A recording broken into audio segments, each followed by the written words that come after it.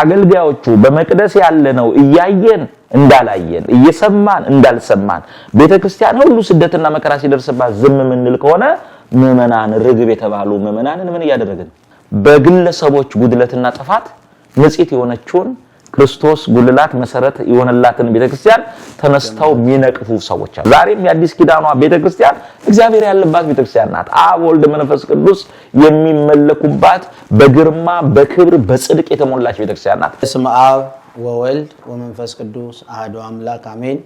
ክቡራን ተመልካቾቻችን እንኳን ለጌታችን ለመድኃኒታችን ለኢየሱስ ክርስቶስ የታላቁ አብይ ጾም በሰላምና በጤና ሁላችሁንም አደረሳችሁ።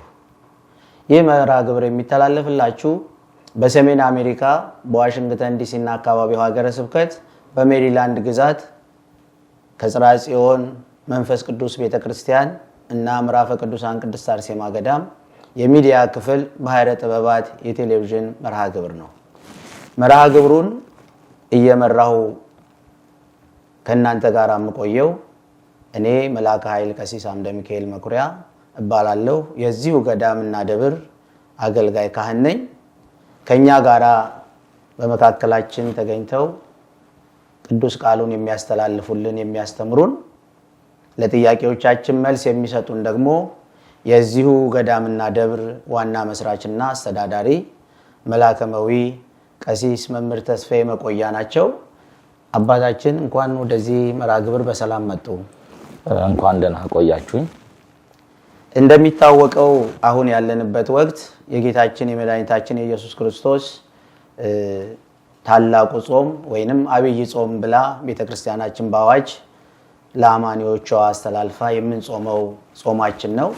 በዚህ ጾም ላይ ባለፉት ሳምንታት ዘወረደ ቅድስት ብላ በዛ ጊዜ ላይ ሊነገርና ሊተላለፍ የሚገባው መልእክት በወንጌሉ ላይ በተጠቀሰው መሰረት ሲተላለፍ እንደቆየ ይታወቃል። አሁን ደግሞ ሶስተኛው ሳምንት ላይ ደርሰናል። ይሄም ሶስተኛ ሳምንት ቤተክርስቲያናችን ምኩራብ ትለዋለች። እንግዲህ ወደ ዋናው ነገር ለመግባት ያህል አባታችን ምኩራብ ማለት ግን ምን ማለት ነው? ከዚሁ ጋር ማያይዘው እንዲመልሱልን ስያሜውንስ ማሰየመው አገልግሎቱስ ምን ነበር? እሺ መልአከ ኃይል እግዚአብሔር ይስጥልኝ። እርሶም ይሄንን መርሃ ግብር በልዩ ልዩ ስፍራ ሆናችሁ የምትከታተሉ የእግዚአብሔር ቤተሰቦች ኦርቶዶክሳውያን በእኔም በኩል እንደምን ከረማችሁ እንደምን ሰነበታችሁ። እንኳን ለጌታችንና ለአምላካችን ለመድኃኒታችን ለኢየሱስ ክርስቶስ ጾመ ኢየሱስ ታላቁ ጾም ሁላችንንም በሰላም በጤና አደረሳችሁ። መልአከ ኃይል እንግዲህ ስለ ጥያቄው እግዚአብሔር ያክብርልኝ። እውነት ነው የኢትዮጵያ ኦርቶዶክስ ተዋሕዶ ቤተክርስቲያን ለአብይ ጾም ለየሰንበታቱ ልዩ ልዩ ስያሜ ሰጣ። ስያሜውን ደግሞ መሰረት በማድረግ ልጆቿን አመልታ አስፍታ የምታስተምር ቤተክርስቲያን ናት። እርሶ እንዳሉት ባለፉት ተከታታይ 2 ሳምንታት ዘወረደ እንደገና ቅድስት የዕለቱን ትምህርት ሰፋ አድርገን ስንማማር ቆይተናል በልዩ ልዩ መልክ። የዛሬው ሰንበት እርሶ እንዳሉት ምኩራብ ተብሎ ይጠራል።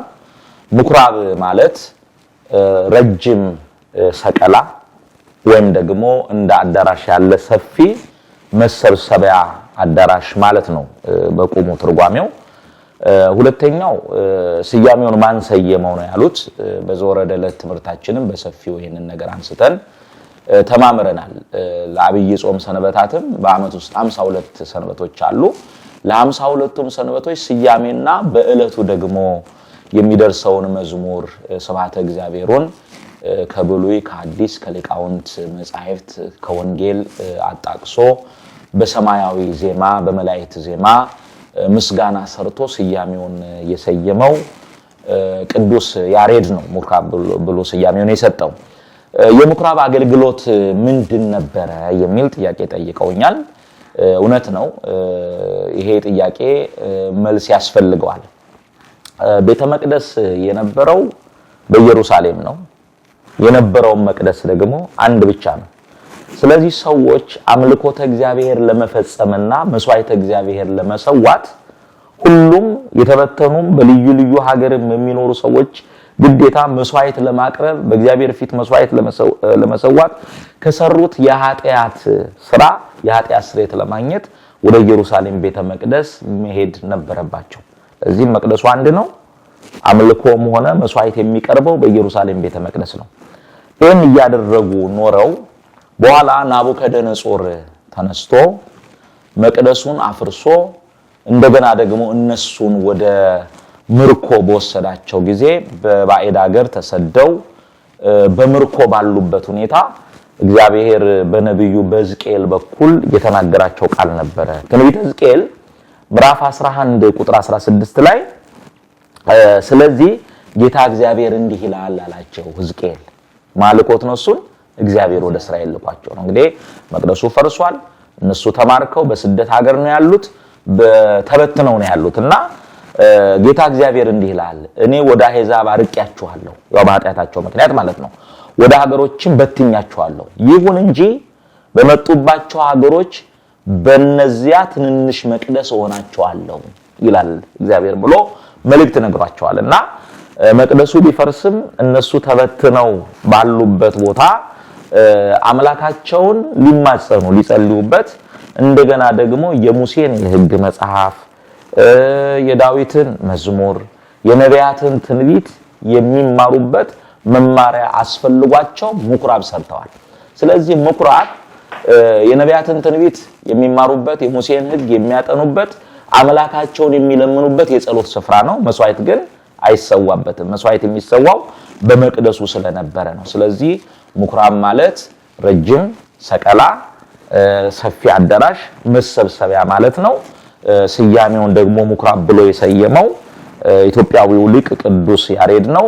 አገልግሎቱም የሙሴን ሕግ መጽሐፍ የሚያጠኑበት የነቢያትን ትንቢት የሚማሩበትና አምላካቸው እግዚአብሔርን የሚለምኑበት የጸሎት ቤት ማለት ነው። እናመሰግናለን ክቡር አባታችን። በሚገባ ለተመልካቾቻችንም ለአድማጮቻችንም ገልጸውልናል። በዚሁ ጋር እንደው ሌላው ላነሳው የምፈልገው ጥያቄ ምንድነው ጌታችን መድኃኒታችን ኢየሱስ ክርስቶስ በዚህ በወንጌሉ ላይም እንደተጻፈው በዮሐንስ ወንጌል ምዕራፍ 2 ላይ ወደ ቤተ መቅደስ ገብቶ ቤተ መቅደሱን ወይንም ምኩራቡን እንዳጸዳው በወንጌሉ ላይ ተዘርዝሯል ወይንም ተጠቅሷል። እነዚህ የተዘረዘሩት ለንግድ የገቡት እንስሳቶቹ ርግቦቹ ምንድናቸው? ለምን ገቡ? እሺ መልካም ግሩም ጥያቄ ነው። ቃሉ ተጠቅሶ የሚገኘው ዛሬም በወንጌሉ ላይ በየአብያተ ክርስቲያናቱ የተነበበው የዮሐንስ ወንጌል ምዕራፍ 2 ቁጥር 16 ነው። በዮሐንስ ወንጌል ምዕራፍ 2 ቁጥር 16 ላይ ከቁጥር 13 ጀምሮ እንዲህ ነው የሚለው የአይሁድ ፋሲጋ ቀርቦ ነበረ፣ ኢየሱስም ወደ ኢየሩሳሌም መጣ ይላል። የአይሁድ ከግብጽ ባርነት ነፃ ያወጡበትን የፋሲካ በዓል ያከብራሉ። ያ በዓል ቀርቦ ነበረ ይላል። እንግዲህ በአውደ ንባቡና በወቅቱ በተደረገው ነገር እስራኤል የአይሁድን በዓል ሊያከብሩ ፋሲካ መቅረቡ ነው። ምስጢሩ ግን እሱ ለሞት ተላልፎ የሚሰጥበት ለአዳምና ለልጆቹ ደግሞ አዲሱ የነጻነት የመውጣት በዓል ቀርቦ ነበር ደርሶ ነበር ተብሎ ሊተረጎም ይችላልና የአይሁድ ፋሲካ ቀርቦ ነበር። ኢየሱስም ወደ ኢየሩሳሌም መጣ ይላል። በመቅደስም በሬዎችንና በጎችን ርግቦችንም የሚሸጡትን ገንዘብ ለዋጮችንም ተቀምጠው አገኘ ይላል። እንግዲህ ቤት ነው፣ በቤቱ በመቅደስም ነው የሚለው። ያው ስያሜው ምኩራብ ተብሎ ይጠራ እንጂ ኢየሱስ ክርስቶስ ይህንን የማጽዳት ስራ የሰራው በቤተ መቅደሱ ነው። ሳምንቱም ራሱ ምኩራብ ማለት የቤተ መቅደስ ማንጻት ሳምንት ተብሎም ሊጠራ ይችላልና በመቅደስም በሬዎችንና በጎችን ርግቦችንም የሚሸጡትን ገንዘብ ለዋጮችን ተቀምጠው አገኘ ይላል። የገመድ ጅራፍ አበጅቶ ሁሉን በጎችንም በሬዎችንም ከመቅደስ አወጣቸው፣ የለዋጮችንም ገንዘብ አፈሰሰ፣ ገበታቸውንም ገለበጠ። ርግብ ሻጮችንም ይህንን ከዚህ ውሰዱ፣ የአባቴ ቤት የንግድ ቤት አታድርጉት፣ የአባቴን ቤት የንግድ ቤት አታድርጉት አላቸው። ደቀ መዛሙርቱም የቤት ቅናት ይበላኛል ተብሎ እንደተጻፈ አሰሩ ይላል። እንግዲህ በብሉይ ኪዳን ስርዓት አሁን እነዚህ በጎቹ ፍየሎቹ፣ ርግቦቹ፣ ጫጩቶቹ፣ የርግብ ዋኖሶቹም ሁሉ እንዴት ወደ መቅደስ ገቡ የሚል ጥያቄ ጠይቀዋል። የጠየቁበት አውድ ገብቶኛል። ያው በብሉይ ኪዳን ስርዓት ሰዎች የኃጢአት ሲሰሩ የግል ኃጢአታቸውን የሚያስተሰርዩት ለነሱ ቤዛ የሚሆን መስዋዕት ይዘው መጥተው ነው። ለምሳሌ ባለጠጎች ከሆኑ ወይፈን ጊደር ይዘው ይመጣሉ። መካከለኛ ገቢ ያላቸው ምስኪኖች ደግሞ ከሆኑ ጠቦቱን ይዘው ይመጣሉ። ምንም የሌላቸው ድሆች ደግሞ ምስኪኖች ከሆኑ የርግብ ጫጩት ዋኖስ ይዘው ይመጣሉና እነሱ ይዘው በሚመጡበት ሰዓት ያንን ለኃጢአት ማስተሰሪያ ያውም ከዘላለማዊ ሞት የማያድን በግል ከሰሩት ኃጢአት ለማስተሰሪያ የሚሆነውን መስዋዕት ይዘው ሲመጡ እነዚህ ንግድ የጀመሩ ሰዎች ለሚመጡት እንስሳት አቃቂር ያወጡ ነበር። እንግዲህ እንስሳቱ ወደ መቅደስ የገቡበት ምክንያት ለኃጢአት ማስተሰሪያ ነው። ሰዎቹ ለኃጢአታቸው ማስተሰሪያ ይዘው ይመጣሉ ማለት ነው። ያው እንደ ሕጉ እንደ ሥርዓቱ አንድ ኃጢአተኛ ለኃጢአቱ ቤዛ የሚሆን መስዋዕት ይዞ ሲመጣ እጁን በእንስሳው ላይ ይጭናል፣ ካህኑ ይጸልይለታል። ምንም ያላደረገው እንስሳ የሰውየውን ኃጢአት ተሸክሞ ቤዛ ሆኖ ይሰዋል፣ ደሙ ይረጫል፣ ስቡ ይጤሳል። ያው ሥርዓት አለ። በዛ ምክንያት ከሰራው ኃጢአት ነፃ ወጥቶ ይሄዳል። በሌላ ቀን ኃጢአት ሲሰራ ተመልሶ እንዳቅሙ ያው ይዞ ይመጣልና እነዚህ እንስሳት ለጊዜያዊ በብሉይ ኪዳን ሥርዓት ለኃጢአት ማስተሰሪያ የመጡ እንስሳት ናቸው። ነገር ግን ያንን አገልግሎት የሚያገለግሉ እነዛ የብሉይ ኪዳን ካህናት ለሚመጣው እንስሳ አቃቂር ያወጣሉ። ለምሳሌ አንድ ሰው ቤዛ የሚሆነውን እንስሳ ይዞ ሲመጣ ጥፍሩ ከሯል፣ ጸጉሩ አሯል፣ አይኑ ሸውርሯል፣ ይሄኛው እንደዚህ ሆኗል፣ ስለዚህ ይሄንን መስዋዕት አድርገህ ብታቀርብም እግዚአብሔር አይቀበለውም ይሉታል።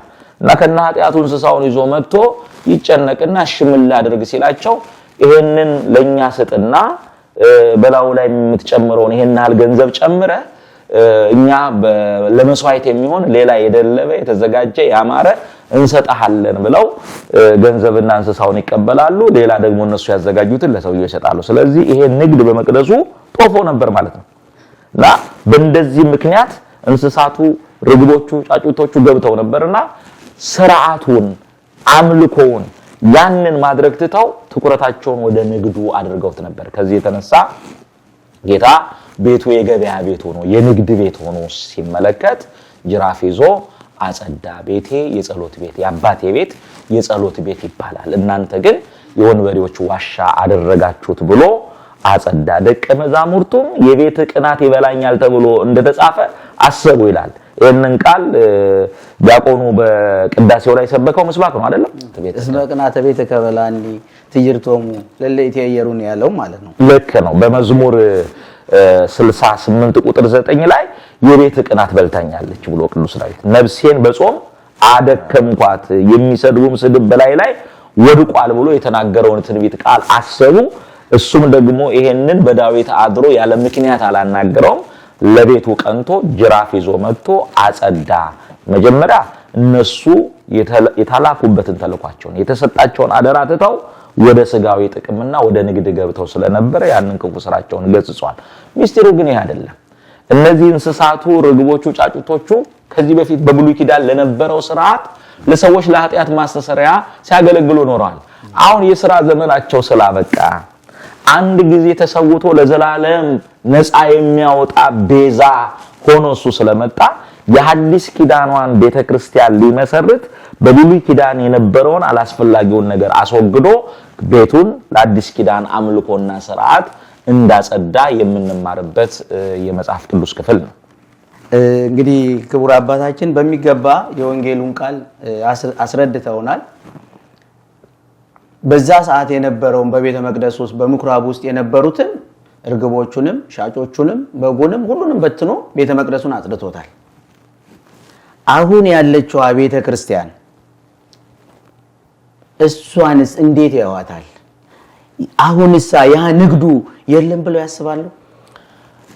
ጥሩ ጥያቄ ነው። እንግዲህ አሁን ያለችው ማለት አዲስ ኪዳኗን ቤተ ክርስቲያን እንዴት አድርገው ያያዋታል የሚል ጥያቄ ነው የጠየቁኝ። አዲስ ኪዳኗ ቤተ ክርስቲያን እውነት ለመናገር ከቋንቋ በላይ በሆነ ቃል የምትገለጥ ቤተ ክርስቲያን ናት። በጣም ረቂቅ የሆነች ራሱ ክርስቶስ ጉልላቷ የሆነላት መሰረቷ የሆነላት በደሙ የዋጃት እጅግ የከበረች በምድር ያለች ወደ ሰማይ መግቢያ ደጅ ናት። ይሄንን ኃይለ ቃል እንደውም እኔ ከያዕቆብ በወስደው ደስ ይለኛል። በኦሪት ዘፍጥረት ምዕራፍ 28 ቁጥር 16 ላይ ያዕቆብ ወንድሙ ኤሳው ሊገድለው ባሳደደው ጊዜ በሎዛ ምድር ተጉዞ ደክሞት ድንጋይ ተንተርሶ ተኝቶ ያለ ግሩም የሆነ ራእይ ነው ያየው።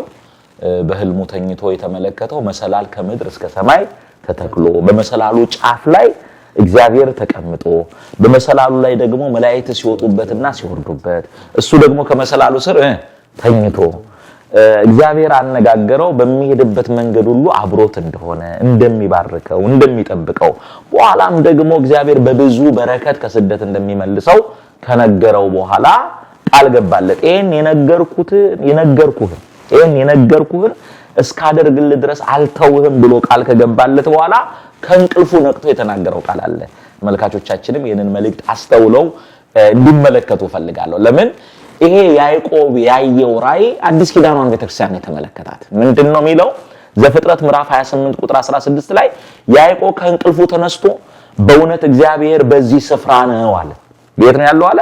አሁን ባለውበት ስፍራ እግዚአብሔር አለ አለ። ስለዚህ በአዲስ ኪዳኗ ቤተክርስቲያን እግዚአብሔር ያለባት ቤተክርስቲያን ናት የመጀመሪያ። ሁለተኛ ደግሞ እኔ አላወቅኩም ነበር አለ። የቦታውን ግርማ እግዚአብሔር ያለበት ቦታ ይሄ ስፍራ እንደዚህ የከበረ መሆኑን እግዚአብሔር ያለበት መሆኑን አላወቅኩም ነበር ይላል። ዛሬም የአዲስ ኪዳኗ ቤተክርስቲያን እግዚአብሔር ያለባት ቤተክርስቲያን ናት። አብ ወልድ መንፈስ ቅዱስ የሚመለኩባት በግርማ በክብር በጽድቅ የተሞላች ቤተክርስቲያን ናት። ግን አንዳንዶቻችን በቤቷ ውስጥ እየኖርን እያገለገል እግዚአብሔር ያለባት የማይመስልን ሰዎች ከክፉ ግራችን ከክፉ ጠባያችን የተነሳ በውጭ ያሉት ማያምኑት ሰዎች ወይም በክደት ዓለም ያሉት ሰዎች ብቻ አይደለም ውስጥ እንኳን ሆነን እግዚአብሔር ያለባት እንደሆነ ማናስተውል ሰዎች አለን። እኔ አላወቅኩም ነበር እግዚአብሔር በዚህ በመኖሩ ይልና በእውነት እግዚአብሔር በዚህ ስፍራ ነው እኔ አላወቅኩም ነበር ካለ በኋላ ቁጥር 17 ላይ ፈራ እንዲህም አለ ይላል ይህ ስፍራ እንዴት ያስፈራል አለ። ስለዚህ እግዚአብሔር ይቺ አዲስ ኪዳኗ ቤተ መቅደስ እጅግ በግርማ የተሞላች ክርስቶስ ራሱ ሊቀ ካህናት ሆኖ የሚመራባት ራሱ መስዋዕት ሆኖ ራሱ መስዋዕት አቅራቢ ሆኖ ራሱ መስዋዕት አሳራጊ ሆኖ ራሱ መስዋዕት ተቀባይ ሆኖ የሚሰየምባት ግርማዋ ከፍ ያለ ለጽድቅ የምታበቃ ስፍራ ናት። ይህ ስፍራ እንዴት ያስፈራል! ይህ ስፍራ የእግዚአብሔር ቤት ነው አለ። ስለዚህ አዲስ ኪዳን ቤተክርስቲያን የእግዚአብሔር ቤት ናትና የእግዚአብሔር ቤት ነው እንጂ ሌላ አይደለም። ይህም የሰማይ ደጅ ነው ይላል። ስለዚህ አዲስ ኪዳኗ ቤተክርስቲያን መንፈሳዊት የማትከፈል አንዲት ኩላዊት ሐዋርያዊት ዓለም አቀፋዊትና ኢየሱስ ክርስቶስ መሰረቷ ጉልላቷ የሆነላት ቤተክርስቲያን ናት። ስለዚህ ግርማዋ ትልቅ ነው። የሰማይ ደጅ ናት። ለምንድን ነው ይሄንን ያመጣሁት? መላካ ኃይል አሁን ስጠቅስ ያዕቆብ ምን አይቷል ነበር ያልኩት? መሰላሉ መላእክት ሲወጡበት ሲወርዱበት እግዚአብሔር ከላይ ተቀምጦ እሱ ከስር ተኝቶ እንግዲህ ያቺ ስፍራ አሁን ያለንባትን የአዲስ ኪዳኗን ቤተክርስቲያን ነው የሚያሳየው። በቤተክርስቲያን እግዚአብሔር አለ። እንደገና መሰላሏ ደግሞ አበው በትርጓሜ እንደነገሩን መሰላል ከላይ ያለውን ወደ ታች ያወርዱበታል፣ ከታች ደግሞ ያለውን ወደ ላይ ያወጡበታል። ስለዚህ ከላይ ያለውን በልዕልና በግርማ ከፍ ብሎ የሚኖረውን አምላክ በፍቅር ስራ ያመጣች ናት እመቤታችን።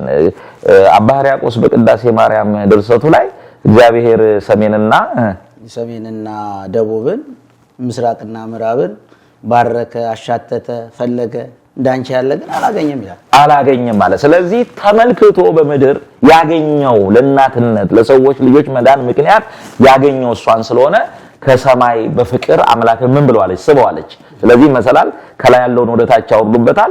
ከሶስቱ አካል አንዱ አካል የሆነውን እግዚአብሔር ወልድን በፍቅር ስበዋለች ማለት ነው። ከታች ያለውን ያወጡበታል። አዳምና ልጆቹ በሲኦል ነበር፣ እሷ ምክንያት ሆና በልጇ ምክንያት ወጥተናል። ስለዚህ መሰላሏ እመቤታችን ያለችበት እንደገና በመሰላሉ ጫፍ ላይ ማን አለ? እግዚአብሔር ጉልላቷ መሪዋ የሆነላት ቤተክርስቲያን። በመሰላሉ ላይ ደግሞ መላእክት ሲወጡ ሲወርዱ ታይተዋል። ስለዚህ መላእክት የምህረትን ከእግዚአብሔር ይዘው የቅዱሳንን ምልጃና ጸሎት የጣኑን ጢስ ደግሞ ወደ ሰማይ የሚያሳርጉባት፣ ያዕቆብ ደግሞ ቅዱሳንን ጻድቃንን ሰማዕታትን ምዕመናንን የሚወክል ነው። ስለዚህ እግዚአብሔር ያለባት እመቤታችን ድንግል ማርያም ያለችበት መላእክት የሚገኙበት ጻድቃን፣ ሰማዕታት፣ ቅዱሳን፣ ነቢያት፣ ሐዋርያት ያሉባት የአዲስ ኪዳን ቤተክርስቲያን ይቺ እኛ ያለንባት ኦርቶዶክሳዊት ተዋሕዶ ቤተክርስቲያን ናት። ወደ ዋናው ጥያቄ ስንመጣ እንግዲህ ቤተክርስቲያን ንጽሕት ናት ብለናል፣ ኩላዊት ናት ብለናል፣ ዓለም አቀፋዊት ናት ብለናል፣ መንፈሳዊት ናት ብለናል። ነገር ግን በዚች ቅድስት በሆነች ቤተክርስቲያን ውስጥ እንደው ችግር የለም ወይ ንግዱስ ዛሬ የለም ወይ የሚል ጥያቄ ጠይቀውኛል። አሁን ይሄንን የሚከታተሉ ሰዎች ቤተክርስቲያንንና በቤተክርስቲያን ውስጥ ያሉ አንዳንድ ግለሰቦች የሚያደርጉትን ነገር ለይተን ልናይ ይገባናል። ለምንድን ነው ይሄንን ምለው? በግለሰቦች ጉድለትና ጥፋት ንጽሕት የሆነችውን ክርስቶስ ጉልላት መሰረት የሆነላትን ቤተክርስቲያን ተነስተው የሚነቅፉ ሰዎች አሉ። ቤተክርስቲያን ባህረ ጥበባት ናት። የቴሌቪዥናችንም ስም ባህረ ጥበባት ነው አይደል? በዝርት መዘንም አይገባ። ለምንድን ነው ይሄንን የምንለው? ለምሳሌ በመላእክት ዓለም ሳጥናኤል ተገኝቶ ከአምላኩ ጋር ተገዳድሮ የማይገባውን ሽቶ ፈልጎ ከክብር ወርዷል። በሳጥናኤል ምክንያት የቅዱሳን መላእክት ነገድ ሊነቀፍና ሊሰደብ ወይም ደግሞ የነሱ ህብረት ችግር አለበት ሊባል አይገባም፣ አይችልም። እንደገና ወደ ሐዋርያት ስንመጣ በሐዋርያት ጉባኤ ይሁዳ ነበር። ይሁዳ ስለነበር በይሁዳ ምክንያት የቅዱሳን ሐዋርያት ጉባኤ 120 ቤተሰቦች ጉባኤና ህብረት ያቺ ቤተክርስቲያን ልትነቀፍ ልትሰደብ አትችልም። እንደገና ከሊቃውንት መካከል ስንት ትንታግ ሊቃውንት በነበሩበት መካከል አርዮስ ተገኝቷል። ምስጢሮስ እና አርዮስ ሌሎችም ተገኝተዋል። በእነሱ ምክንያት የቅዱሳኑ ሊቃውንት ጉባኤ ሊነቀፍ 318ቱ ሊቃውንት ጉባኤ ሊነቀፍ አይችልም። ስለዚህ ዛሬም ባለችው ቤተክርስቲያን ንጽሕት ናት፣ ቅድስት ናት። ነገር ግን ንግዱ የለም ወይ ያሉኝን ደግሞ ግልጽ አድርገን መነጋገር ይኖርብናል። በዚህች ንጽሕትና ቅድስት በሆነችው ቤተክርስቲያን የንግዱ አይነት ተለየ እንጂ ንግዱ አለ። ያን የነበሩት ምንድን ነው የሸጡት? የእርግቡን፣ በጎቹን፣ ወይፈኑን የተለያየ ገንዘብን ይለዋወጡበት ነበር ቤተ መቅደሱ። ትክክል ነው። እንግዲህ ምናልባት ዛሬ በቁሙ በሬውን፣ በቁሙ ርግቡን፣ በቁሙ ሌላውን ላናይ እንችላለን። የንግዱ አይነት ተቀየረ እንጂ ዛሬም ልክ እንደዛ እንደ ብሉይ ኪዳን ካህናት በእግዚአብሔር ቤት ውስጥ ሆነው የተለያየ ንግድ የሚነግዱ አሉ። ያን የነበሩት ለመስዋዕት የሚቀርቡ ርግብ ነው የሸጡት። ዛሬ እኮ ርግብ ምዕመናንን እኮ እየሸጥን በምዕመናን ደም በምዕመናን ሕይወት እኮ እየነገድን ምን እንኖራለን? እስቲ አስተውሉ። አሁን ዛሬ ምዕመናን ይገደላሉ፣ ይታረዳሉ፣ አብያተ ክርስቲያናት ይቃጠላሉ፣ በምዕመናን ላይ ብዙ አይነት የሚደርሱ መከራዎች አሉ። በዚህ ሰዓት አገልጋዮቹ በመቅደስ ያለነው እያየን እንዳላየን እየሰማን እንዳልሰማን ቤተክርስቲያን ሁሉ ስደትና መከራ ሲደርስባት ዝም ምንል ከሆነ ምዕመናን ርግብ የተባሉ ምዕመናንን ምን እያደረግን እየሸጥናቸው አሳልፈን እየሸጥናቸው። በመጽሐፍ ቅዱስ ትምህርት እኮ ርግብ የምን ምሳሌ ነው? የመንፈስ ቅዱስ ምሳሌ። የመንፈስ ቅዱስ ምሳሌ ነው። ከመንፈስ ቅዱስ የተቀበልነውን ጸጋ አሁን ማንም ሰው ከራሱ አፍልቆ የያዘው ምንም ነገር የለም። ዛሬ እርሶ የሚያገለግሉበት የአገልግሎት ጸጋ አለ። እኔ የማገለግልበት እያንዳንዱ አገልጋይ የሚያገለግልበት ጸጋ አለ። ያንን ጸጋ ያገኘነው ከማን ነው? ከመንፈስ ቅዱስ ነው። የመንፈስ ቅዱስ ሀብት ነው።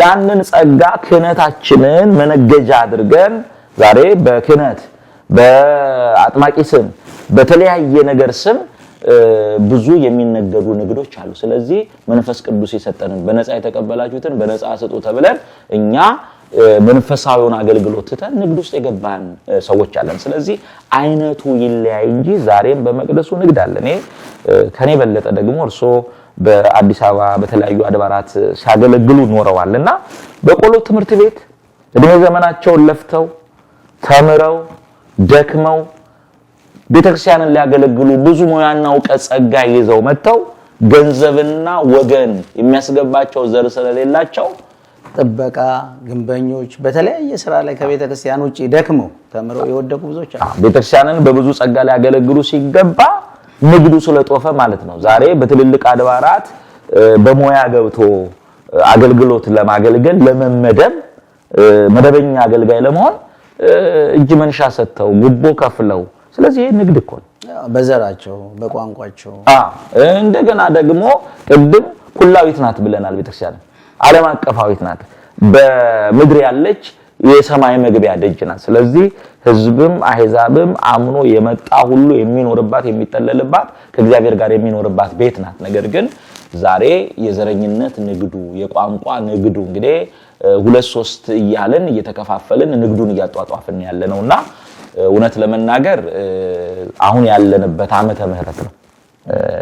ጅራፉን ይዞ ቢመጣ ዛሬ በመቅደስ ውስጥ ምናልባት እሱ ከሚያቃቸው በኤልያስ ዘመን እንደነበሩ ሰዎች ለጣዖትና ለእንትን ያልተንበረከኩ በንግድ ውስጥ ያልተሳተፉ ቤተክርስቲያንንና እግዚአብሔርን አክብረው የሚኖሩ ንጹሃን እንዳሉ ብናምንም ብዙዎቻችን ከመቅደስ ተጠርገን የምንወጣነን። ግን ደስ የሚለው ምንድነው ዓመተ ምህረት ነው። ትዝ ይሎት ከሆነ እሱ መልካም ዘር ዘርቶ ከሄደ በኋላ ጠላት መጥቶ እንክርዳድን ዘርቶ ነበር። አዎ ከዛ እንክርዳዱና ስንዴው አብሮ በቅሎ ደቀ መዛሙርቱ ሲመጡ ከስንዴው ጋር በቅሏልና ጌታ ሆይ አንተ መልካም ዘር ዘርታ ነበረ፣ አሁን እንክርዳዱ ከየት መጥቶ በቀለ ብለው ጠይቀዋል። እሱ ቤተክርስቲያንን አጽድቶ መልካሙን ነገር አቆይቶልን ነው ያረገው። ነገር ግን ዛሬ ጠላት መጥቶ በስንዴው መካከል ምን ዘርቷል? እንክርዳድ ዘርቷል። ስለዚህ እንንቀለው ወይ ብለው ጥያቄ ባቀረቡ ሰዓት ምን ነበረ ክርስቶስ የመለሰው መልስ? ተውት እስከ መከር ድረስ አብረው ይብቀሉ። እንክርዳዱን እንነቀላለን ስትሉ ስንዴውን ትነቅሉብኛላችሁ። በመከር ጊዜ ግን ሁሉም ይታጨዳል፣ ስንዴው ወደ ጎተራ እንክርዳዱ ደግሞ ወደ እሳት ይጣላል ብሏል። ስለዚህ ዓመተ ምህረት ስለሆነ ዛሬ ነጋዴውም አምላኪውም እግዚአብሔርን በንጽህናና በቅድስና የሚያገለግለውም በጮሌነት እያምታታም እያጭበረበረ በእግዚአብሔር ቤት ውስጥ ደግሞ ነጋዴ ሆነውም አብረው ይቆያሉ። በመከር ጊዜ ግን ያው ሊቁ እንዳለው ወይ ፈዲዮ ለኩሉ በከመ ምግባሩ ለእያንዳንዱ እንደ ስራው መጠን እግዚአብሔር ይሰጠዋል። ልክ ነው እንዳሉት በቅድስና በንጽህና የሚያገለግሉ እንዳሉ ሁሉ ንግዱን ደግሞ ያጧጧፉ አሉ። ምናልባት በዚህ ውስጥ ያለን ሰዎች ካለን እውነት የአዲስ ኪዳን ቤተክርስቲያን ንጽሕት ቅድስት ቤተክርስቲያን ናት። በኋላ ለእያንዳንዳችን አምላካችን የሚሰጠን እንደ ስራችን ስለሆነ የሚጠበቅብንን በጎ ነገር ሰርተን በፊቱ በምንቆምበት ጊዜ የአገልግሎታችንን ዋጋ የምናገኝበት አገልግሎት ልናደርግ ይገባል። ምናልባት ስንነግድበት ስናተርፍበት ኖረን በኋላ እዛ ክብር አገኛለሁ ብለን ስንሄድ አይ ገነትህን አንተ እዛው በምድር ጨርሰ ስለመጣ በኔ ዘንድ ስፍራ የለህም እንዳንባል ጥንቃቄ ልናደርግ ይገባናል። እንግዲህ ዛሬ በዚህ በምኩራብ ቀን ጌታችን አምላካችን መድኃኒታችን ኢየሱስ ክርስቶስ ቤተ መቅደሱን አጽድቷል። ነጋዴዎችን፣ ርግብ ሻጮችን፣ አላስፈላጊ ነገሮችን አጽድቶ ቤቴ የጸሎት ቤት ነው ብሎ አክብሯል ብለናል። በተማርነው ትምህርት ውስጥ ደግሞ የኢትዮጵያ ኦርቶዶክስ ተዋሕዶ ቤተክርስቲያን ሕንጻ ቤተ መቅደሱን የክርስቲያኖችን ህብረት እና የኛን አካል ቤተ መቅደስ ብላ ታስተምራለች ብለናል። ስለዚህ አሁን እኔ ማስተላለፍ የምፈልገው የኛ አካል የእግዚአብሔር መቅደስ ነው። ልክ ቅዱስ ጳውሎስ ስጋችሁ ከእግዚአብሔር ዘንድ የተቀበላችሁት በእናንተም የሚኖረው የመንፈስ ቅዱስ ቤተ መቅደስ እንደሆናችሁ አታውቁምን? በዋጋ ተገዝታችኋልና የራሳችሁ አይደላችሁም፣ በስጋችሁ እግዚአብሔርን አክብሩት ይላል። ስለኛ በእኛ ልብ ውስጥ ኃጢአት፣ ክፋት፣ ጥላቻ፣ ዘረኝነት፣ ቂም፣ በቀል እግዚአብሔር የማይወደው ክፉ ነገር የሚሰራ ከሆነ የኛ ልቦና እግዚአብሔር መቅደስ ሊሆን አይችልም።